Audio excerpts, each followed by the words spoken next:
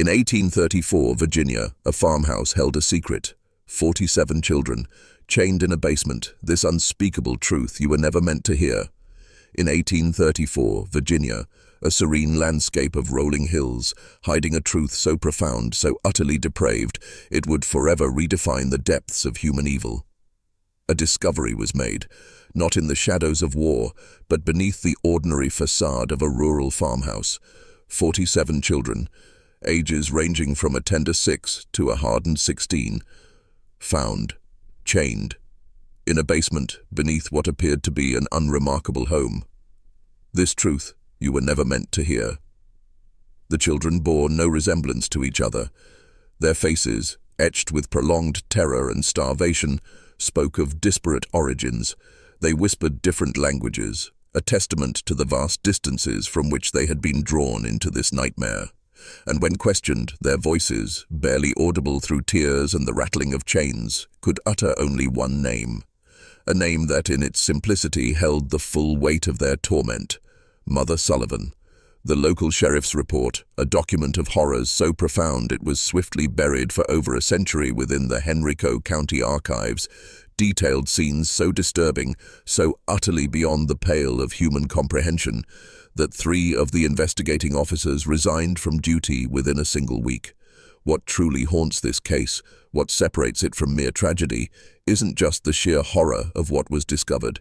It's the chilling, almost unbearable realization that Constant Sullivan, this mother, had been operating her twisted enterprise, her macabre academy of suffering, for over 2 decades, undetected, unquestioned, right in the heart of a close-knit rural community.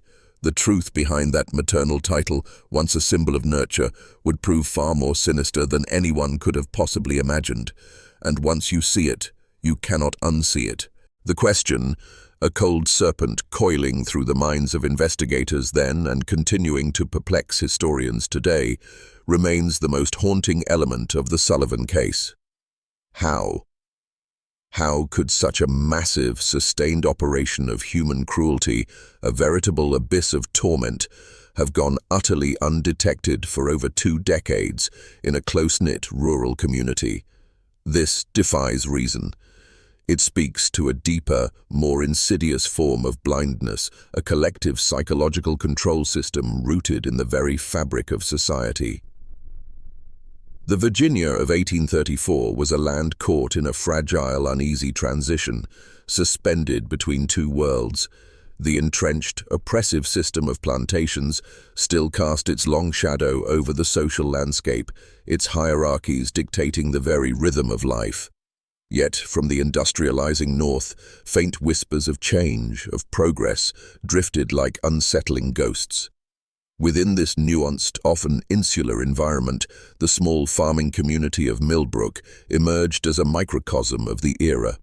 A collection of perhaps 50 families scattered across the gentle rolling slopes of Henrico County, they represented the quintessential American rural settlement of the time. Most residents toiled in the earth, farming tobacco or corn, their lives dictated by the seasons. They traded their modest harvests at Henderson's General Store, a central hub of local commerce and gossip. Their social lives revolved around the simple one-room schoolhouse that, by necessity, doubled as their community meeting hall. This was a world of shared values, shared struggles, and dangerously shared assumptions. A place where familiarity bred not just comfort, but a profound, almost willful blindness to the evils that could fester in plain sight, hidden by the very normalcy they sought to protect. This tightly woven social fabric, ostensibly a shield against the unknown, instead became a perfect shroud for the unspeakable. The Sullivan property, ostensibly a typical rural homestead, sat quietly on the unassuming outskirts of Millbrook, a modest 2-story wooden farmhouse nestled amidst nearly 200 acres of prime agricultural land, a picture of bucolic serenity. To any weary traveler traversing the dusty road that snaked its way from Millbrook to the bustling capital of Richmond, the Sullivan farm appeared utterly unremarkable. Its facade of normalcy was almost perfectly crafted. The house itself, built in the clean lines of the federal style popular in the 1810s, boasted white-painted clapboard siding and a welcoming wraparound porch, quintessentially Virginian in its charm. A familiar red barn stood 60 yards behind the house, flanked by a modest chicken coop and a smokehouse, completing the idyllic tableau of a prosperous, honest farmstead. But the sinister truth of the Sullivan property, its chilling uniqueness, was precisely what remained hidden from the casual observer. What truly set this place apart wasn't visible from the road, it lay beneath. Ezra Sullivan, who had acquired the land in 1809 with a fortune inherited from his father's tobacco empire, had invested considerable methodical effort in expanding the house's basement. While most Virginia homes of that era featured simple root cellars, utilitarian spaces for storage, the Sullivan basement plunged far deeper, stretching ominously beyond the mere footprint of the house above. Its subterranean expansion was not a common undertaking. Local craftsmen, hired for various excavation projects throughout the 1810s and 1820s, later recalled Ezra's unusual requests. He paid handsomely, always in cash, and insisted that the workers focus solely on their assigned sections, never allowing anyone to glimpse the completed sprawling underground network. No single craftsman ever saw the finished work. This was the meticulous, calculated construction of an abyss, built piece by piece, under the cloak of secrecy, designed to swallow its horrifying purpose from the light of day. Into this meticulously constructed facade of normalcy, Constant Sullivan arrived in Millbrook in 1811, a bride of 22. She possessed a quiet, almost unsettling charm. Neighbors recalled a handsome woman with dark hair that framed a gentle face and an unusually soft voice that seemed to soothe and reassure. She dressed simply yet neatly, a picture of humble piety, and made occasional appearances at the Methodist church services, health permitting. Her public persona was one of quiet diligence, a pillar of unassuming virtue, and she cultivated a reputation for charitable works that swiftly embedded her into the trusting fabric of the rural community. When approached about contributing to local causes, Constant would, with practiced grace, inevitably explain that she and Ezra were already engaged in a profound act of Christian compassion. They were, she would reveal, caring for several orphaned children from her extended family back in Pennsylvania. The arrangement, she assured her curious neighbors, was merely temporary, a selfless act of guardianship until suitable permanent homes could be found for the traumatized youngsters. This meticulously crafted narrative, delivered with a soft voice and a gentle smile, flawlessly satisfied the community's nascent curiosity about the occasional fleeting glimpses of young faces around the Sullivan property. Mrs. Henderson at the general store would sometimes catch a glimpse of a solemn young face peering from the Sullivan wagon when Constant came to town for supplies. The children never spoke, their silence explained away by Constant with practiced ease. They were shy, she would murmur, traumatized by the profound loss of their parents, needing time to adjust to their new circumstances. The community, sadly all too familiar with the tragedies of orphaned children in an era of high mortality, accepted these explanations without question. Their shared compassion became Constant's most potent weapon, her most insidious psychological control system, allowing the horrors to flourish unseen beneath their very feet. Thomas Henderson, the diligent proprietor of the general store, would later recall Constant Sullivan as one of his most reliable, if perplexing, customers. With a methodical precision that now chills the blood, she would arrive every 2 weeks, presenting a detailed list and a precise sum of cash for substantial quantities of basic foodstuffs: flour, cornmeal, salt pork, molasses, the very staples of frontier survival. The sheer volume of these purchases, enough to sustain a small army, seemed incongruously large for what the community believed was merely a childless couple. Yet when Thomas, his curiosity mildly piqued, would venture a comment, Constant's soft voice would offer the practiced reassurance. "The orphaned children, Thomas. You know, they have hearty appetites." Her purchases extended beyond mere sustenance. Constant also acquired unusual amounts of basic medicines, a peculiar inventory for a seemingly healthy household. Her explanation, delivered with that same disarming calm, blamed the unfortunate circumstances of her charges. Children from poor backgrounds, she claimed, often arrived with a litany of ailments requiring constant treatment. These seemingly innocent transactions, viewed in isolation, were dismissed as acts of Christian charity, but the Sullivan farm itself betrayed a deeper, more sinister rhythm. Its schedule puzzled even the most seasoned neighbors. While most farming families rose with the sun and toiled until dusk, activity at the Sullivan property often continued well into the evening. Lights would flicker in the farmhouse windows at unusual late hours, and the jarring sound of hammering or construction work would sometimes echo ominously across the fields during the dead of night. When asked, Ezra, always the stoic accomplice, would offer his own practiced explanation. He was simply making improvements to accommodate the grow-ins, number of children in their care.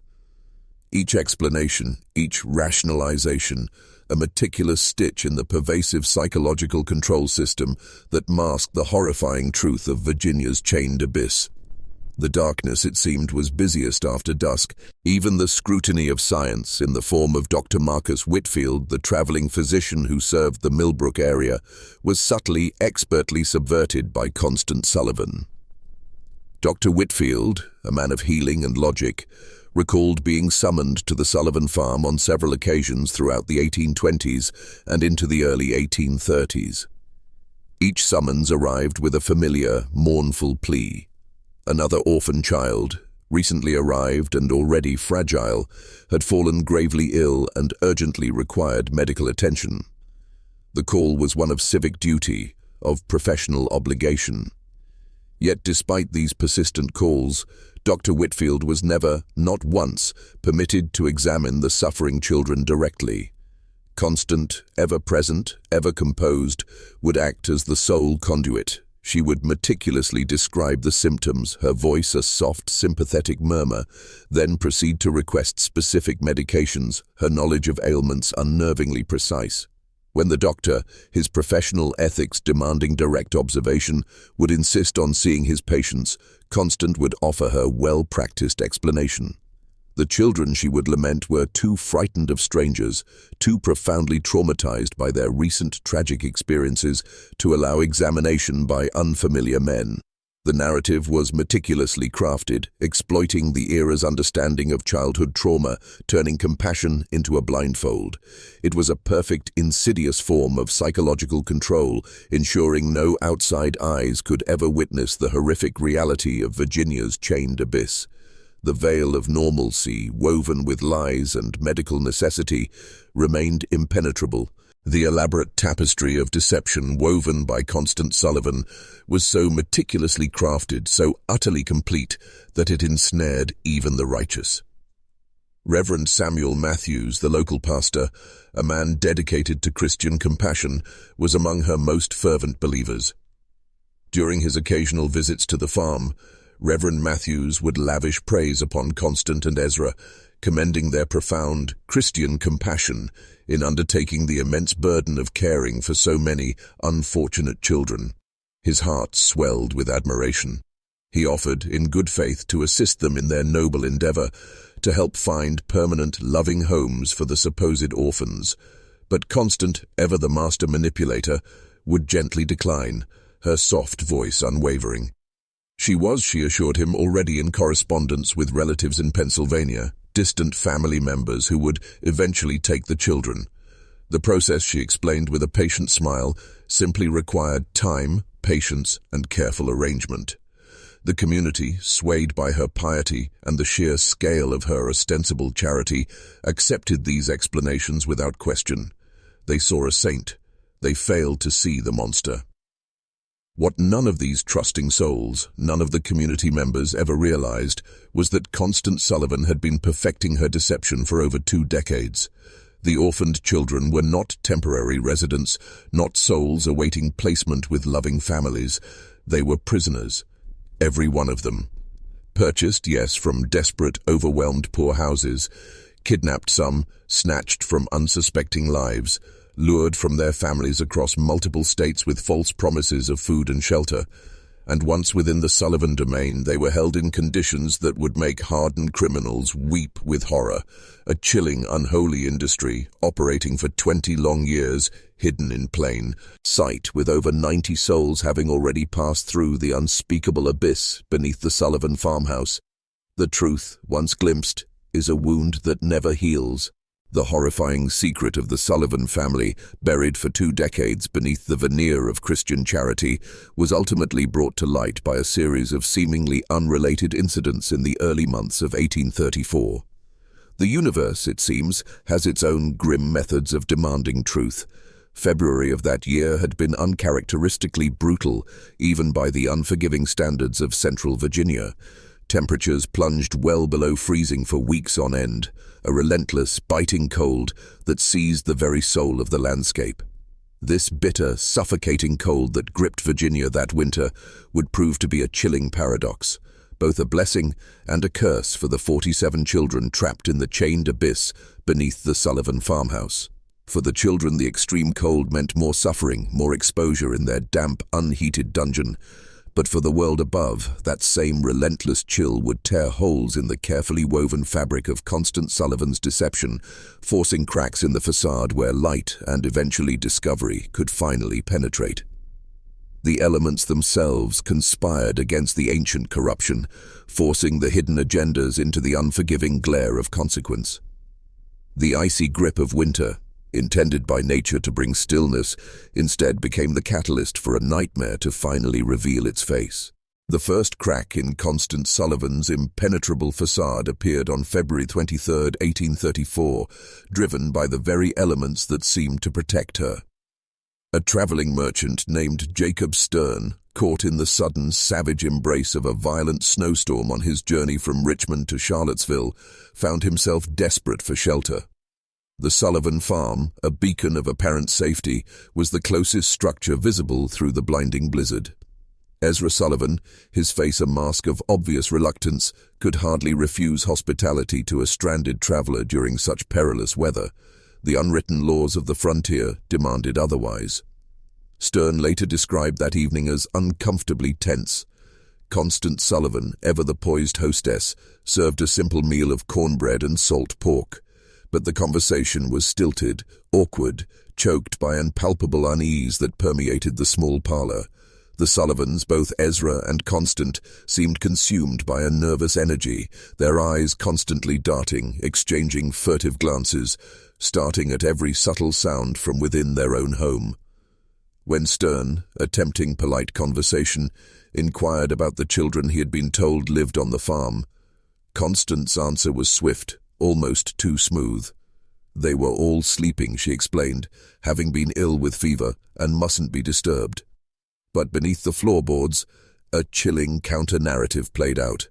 Throughout the long, harrowing night, as Stern lay on his makeshift bed, he could distinctly hear it, muffled crying, faint yet unmistakable, emanating from directly beneath his feet, from the abyss. When he mentioned this to Ezra the next morning, Sullivan, his face carefully blank, offered a familiar, dismissive explanation, merely wind whistling through gaps in the foundation, a common sound in old houses. Stern, though accepting the explanation, found himself profoundly troubled. Led by the Sullivans' evasive manner, the seeds of suspicion had been sown, though he could not yet comprehend the monstrous harvest they would yield. 3 weeks later, on March 15th, the chilling pattern found its second victim, swallowed by the deceptive benevolence of the Sullivan farm. Mary Catherine Flynn, a young Irish immigrant, vibrant with the desperate hope of a new life, was traveling with her family towards the tobacco fields around Richmond when a brutal river crossing tore her from their group. Exhausted, disoriented, and utterly terrified, she stumbled through the darkening wilderness, drawn by the faint, distant light of a farmhouse. As darkness fell, she found herself at the door of the Sullivan homestead. Constant Sullivan, ever the picture of Christian charity, took her in. She offered the standard comforts of frontier hospitality, warm food, a dry bed, shelter from the biting night, a sanctuary for the lost. But the sanctuary was a cage. Mary Catherine Flynn was never seen alive again. When her family, frantic with worry, reported her missing to the sheriff in Richmond, they provided the last known location, the direction Mary Catherine had been heading. A search party, grim and determined, was organized, fanning out across the vast, unforgiving expanses of the Virginia wilderness. But finding a single lost soul in such a labyrinthine landscape proved impossible. The search was called off after a grueling week, and Mary Catherine Flynn, like so many before her, was presumed a casualty of the frontier, either succumbed to exposure or fallen prey to wild animals. No one, not a single soul, connected her vanishing to the kindly Sullivans. The pattern of disappearance continued, unchecked, unchallenged, fueled by the very compassion that blinded the world to the unfolding horror. The final, agonizing scream that would shatter the Sullivan family's decades-long deception ripped through the stillness on April 2nd, 1834. It was a seemingly ordinary day. A local farmer named William Hutchinson engaged in the simple pursuit of hunting rabbits in the woods bordering the Sullivan property. But then he heard it. Something that stopped him cold, freezing the very blood in his veins. From somewhere terrifyingly close to the Sullivan farmhouse, a sound emerged that defied the pastoral calm. Children screaming, not the ordinary cries of youngsters at play, not the fleeting tantrums of innocent mischief. No, these were raw, desperate shrieks, unadulterated primal screams of pure terror. Hutchinson, a man accustomed to the sounds of the wilderness, instinctively understood this was something far more horrifying. Driven by a dreadful curiosity, he crept closer, moving with the practiced stealth of a hunter, hiding behind a stand of ancient oak trees some 50 yards from the Sullivan house. For nearly an hour, he watched. He listened. The screaming continued intermittently, a chilling crescendo and diminuendo of pure dread, always seeming to emanate from beneath the house rather than from within its visible walls. And then, he saw it. Ezra Sullivan emerged from what appeared to be a cellar door, a hidden maw on the side of the house. Ezra looked around nervously, his eyes darting like a trapped animal's, before he disappeared back underground.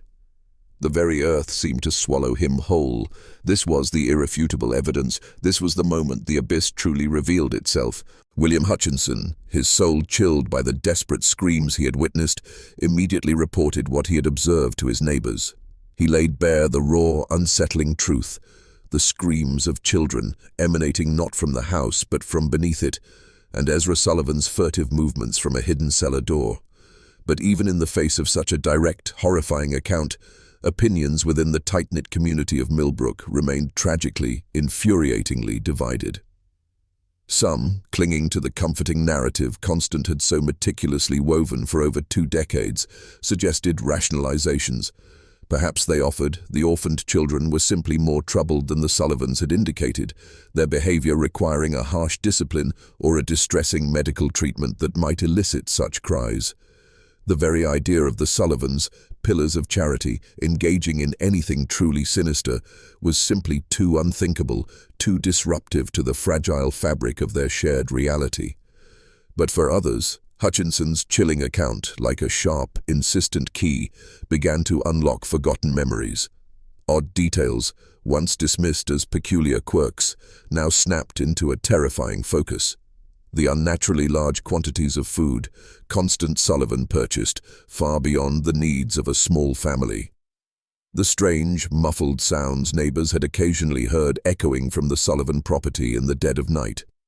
And, most damningly, the glaring fact that none of the supposed orphans, despite their alleged presence for years, had ever once been seen in town, at church gatherings, or at any community event.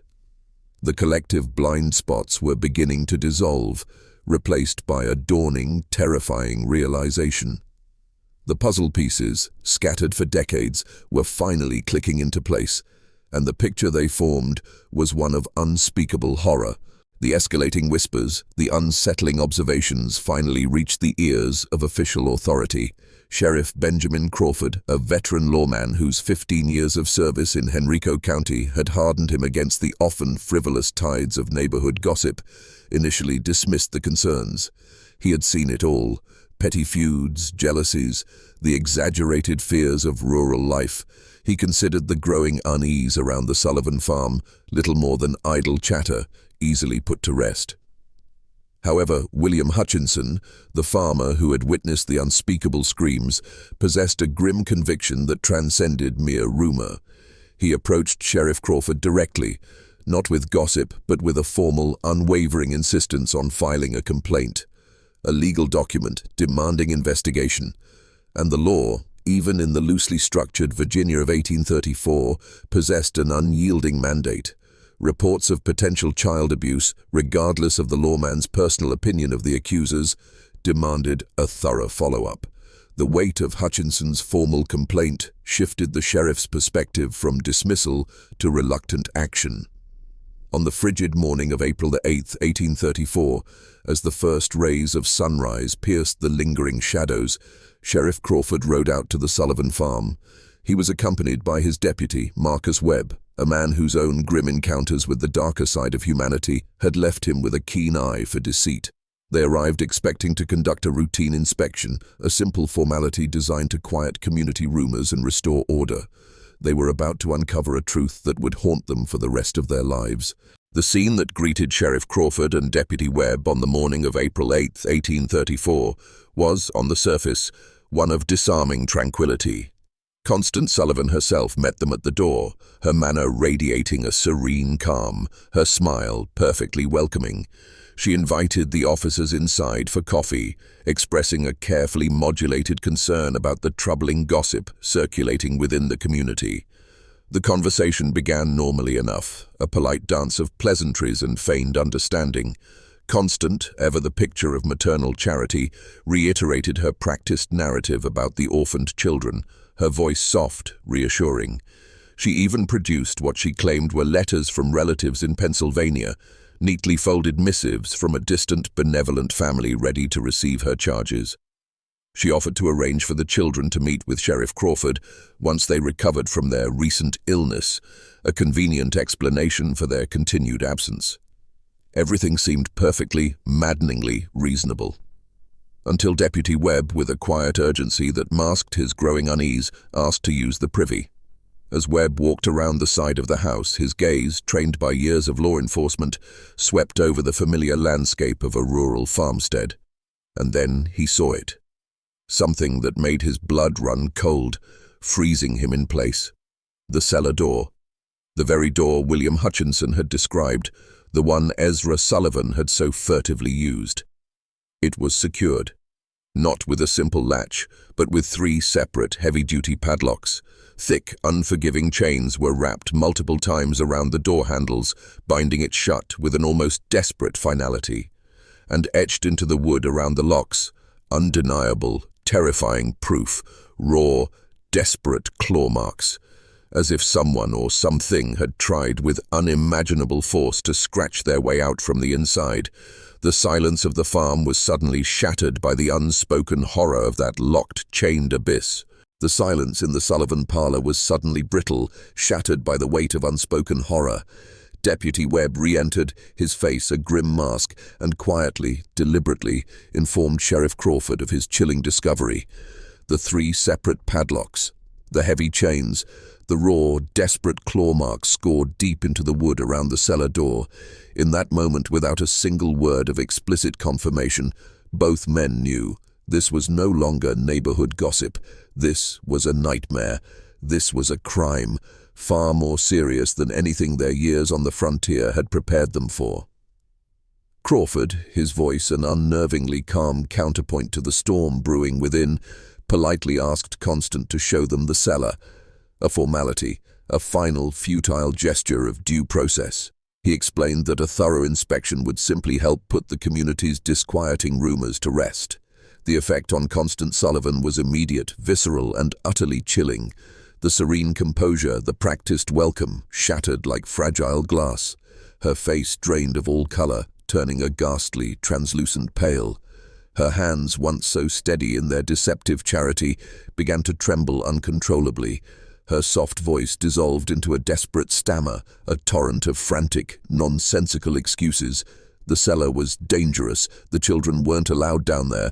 There was nothing to see but old farm equipment and storage. The elaborate edifice of her lies crumbled, revealing the terror lurking beneath. And then, the final, undeniable proof. From somewhere beneath their very feet, from directly below the kitchen where they stood, came the sound. Muffled, faint, yet unmistakable. Children crying, followed by a weak, desperate voice, calling for help. The abyss had finally spoken, and its voice was the voice of pure, unadulterated terror. The silence in the Sullivan parlor was suddenly brittle, shattered by the weight of unspoken horror. Deputy Webb re-entered, his face a grim mask, and quietly, deliberately, informed Sheriff Crawford of his chilling discovery. The 3 separate padlocks, the heavy chains, the raw, desperate claw marks scored deep into the wood around the cellar door. In that moment, without a single word of explicit confirmation, both men knew this was no longer neighborhood gossip. This was a nightmare. This was a crime, far more serious than anything their years on the frontier had prepared them for. Crawford, his voice an unnervingly calm counterpoint to the storm brewing within, politely asked Constant to show them the cellar, a formality, a final, futile gesture of due process. He explained that a thorough inspection would simply help put the community's disquieting rumors to rest. The effect on Constant Sullivan was immediate, visceral, and utterly chilling. The serene composure, the practiced welcome, shattered like fragile glass. Her face drained of all color, turning a ghastly, translucent pale. Her hands, once so steady in their deceptive charity, began to tremble uncontrollably. Her soft voice dissolved into a desperate stammer, a torrent of frantic, nonsensical excuses. The cellar was dangerous. The children weren't allowed down there. There was nothing to see but old farm equipment and storage. The elaborate edifice of her lies crumbled, revealing the terror lurking beneath. And then the final, undeniable proof. From somewhere beneath their very feet, from directly below the kitchen where they stood, came the sound, muffled, faint, yet unmistakable. Children crying, followed by a weak, desperate voice, calling for help. The abyss had finally spoken, and its voice was the voice of pure, unadulterated terror.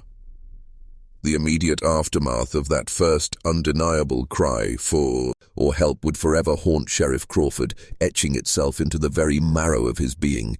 When he and Deputy Webb, their faces grim masks of dawning horror, finally forced open the padlocked, chained cellar door, the darkness that spewed forth was not merely an absence of light. It was a suffocating, visceral assault.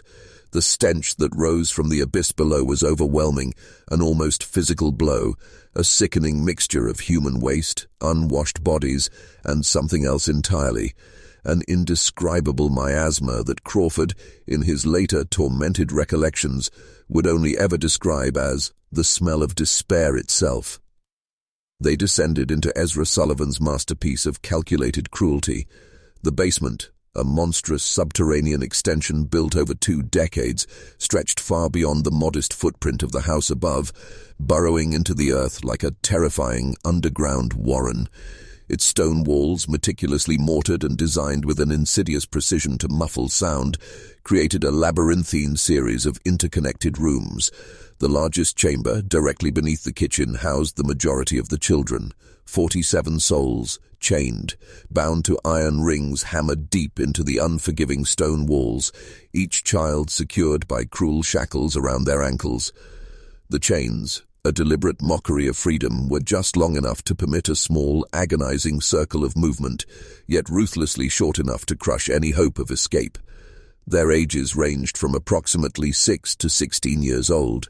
They were living skeletons, emaciated beyond recognition, their clothes reduced to filthy rags, their young bodies bearing the indelible marks of prolonged neglect and unimaginable abuse.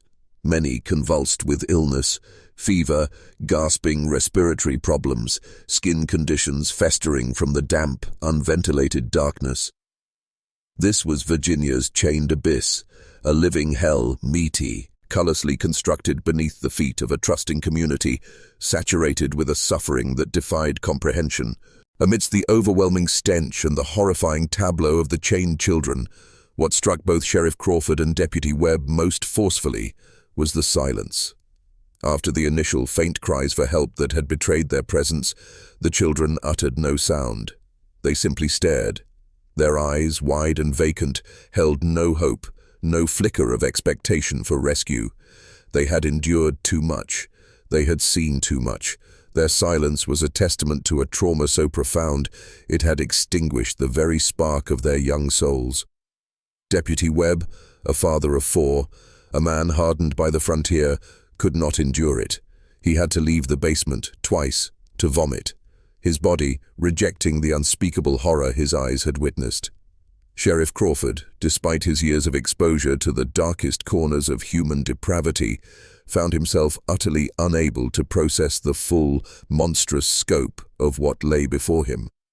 The methodical nature of the imprisonment, the undeniable evidence of meticulous, long-term planning, the sheer, unimaginable number of victims. It defied everything in his experience, everything in his imagination. This was not a random act of madness. It was a system, a chilling, deliberate system of control.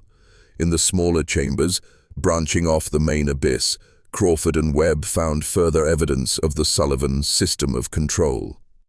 One room, a grim testament to deliberate cruelty, contained stocks and restraining devices, tools of methodical punishment. Another held what appeared to be a primitive medical area, a perversion of healing where children were treated for injuries and illnesses not out of compassion, but with a cold, calculated intent, merely to keep them alive and functional, to prolong their suffering for an unknown, sinister purpose. The cold, mechanical efficiency of their tormentors was truly the most terrifying revelation. The true, horrifying scale of the Sullivan enterprise, its decades-long reign of terror, was laid bare in a third, smaller chamber. Here, amongst the instruments of torment and the medical supplies, lay not just tools of suffering, but the chilling chronicle of their victims. Detailed records, meticulously kept, names, ages, precise dates of arrival, and clinical notes about each child's condition and behavior. This was not a diary of madness. It was a business ledger of souls. The records confirmed the grim expansion of the Sullivan operation. Children had been arriving at the farm with chilling regularity since 1812, just a year after Constant Sullivan had first graced Millbrook with her deceptive charm. The sources of their victims varied, each path leading to the same unspeakable fate. Some were orphans, purchased from overwhelmed, desperate poorhouses. Others were runaways, lured by the deceptive promise of food and shelter. And others still, simply kidnapped, snatched from their families across multiple states, their desperate cries swallowed by the vast, indifferent landscape. The records, cold and factual, revealed a staggering, unthinkable number. Over 90 children had passed through the Sullivan basement over the years, 90. More than twice the number found chained in the main chamber. The horrifying question that immediately clawed at the investigators' minds was obvious. What had happened to the others? The answer, when it came, was delivered in the most horrifying way imaginable. Through a narrow passage, a suffocating crawl space leading to a separate concealed chamber, Crawford and Webb found the grim truth.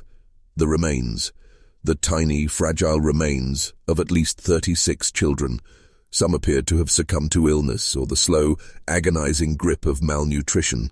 Others bore undeniable signs of violence, their small bones speaking of brutal ends. All had been buried in shallow, desecrated graves beneath the very basement floor, their bodies covered with lime, not for burial, but to control the stench and hasten their decay. This was not just a prison. It was a charnel house, a monument to human evil hidden beneath the veneer of Christian charity, a forbidden legacy of torment that cried out from the very earth.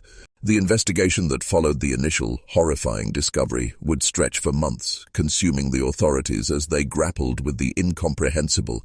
How such a massive, systematic criminal enterprise could have operated, utterly undetected, for over 2 decades. The answer, chilling in its simplicity, lay in Constant Sullivan's terrifying genius for deception, her profound, almost supernatural understanding of human psychology, and the community's own desperate need to believe. She had meticulously crafted a persona, a character so perfectly designed to avoid suspicion in a rural 1830s community that it became an impenetrable shield.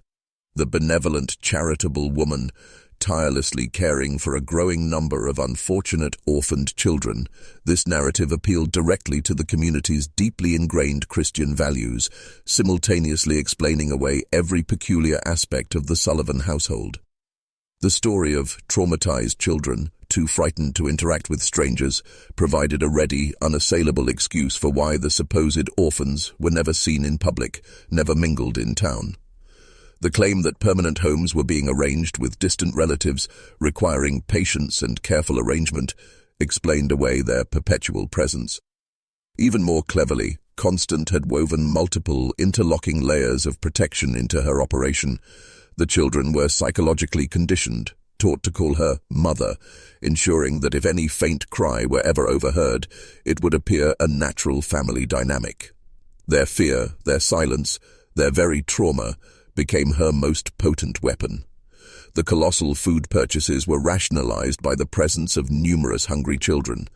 The strange medical supplies, justified by the supposed poor health of these fragile, impoverished youngsters. The physical structure of the abyss itself was equally well planned. The basement construction, spread over many years, involved different, isolated workers, ensuring no single craftsman ever glimpsed the complete, horrifying layout or comprehended the true purpose of the insidious modifications. This was the Sullivans' ultimate legacy, not just chains and suffering, but a chilling testament to how the deepest evils can thrive, hidden in plain sight, when a community chooses to believe a comforting lie. This is the truth that will forever haunt the rolling hills of Virginia. You have heard it now. And this forbidden knowledge, this descent into the darkest corners of human cruelty and institutional blindness, will stay with you. It will change you, forever.